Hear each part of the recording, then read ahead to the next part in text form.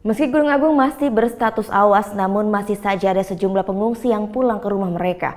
Kondisi ini pun diakui Dandim 1623 Karangasem. Dandim pun menghimbau warga agar tetap menjauhi warga zona merah agar terhindar dari ancaman yang sewaktu-waktu dapat terjadi. Saat ini status Gunung Agung masih berada di level 4 atau awas. 22 desa yang masuk dalam kawasan zona merah radius 8 km dan perluasan sektoral 10 km dari puncak Gunung Agung wajib mengungsi.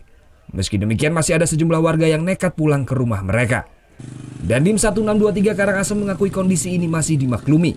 Biasanya warga yang pulang tersebut adalah warga yang hendak membersihkan rumahnya, serta warga yang mengambil barang perlengkapan untuk mengungsi.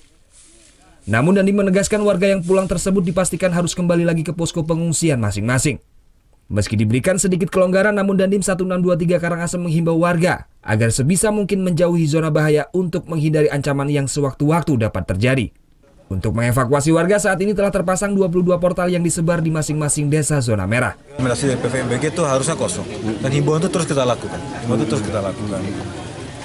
Jadi kalau untuk kita paksakan mereka harus full meninggalkan sampai dengan radius 10 km, itu tidak bisa. Tujuan kita, langkah kita hanya terus untuk menghimbau.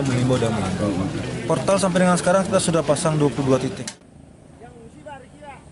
Hingga Rabu siang, aktivitas vulkanis Gunung Agung masih kritis dan gunung masih mengeluarkan asap.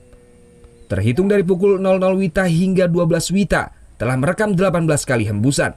Selain itu, tremor terus-menerus juga terekam dengan amplitudo 1 hingga 7 mm. Tim Liputan melaporkan untuk NET.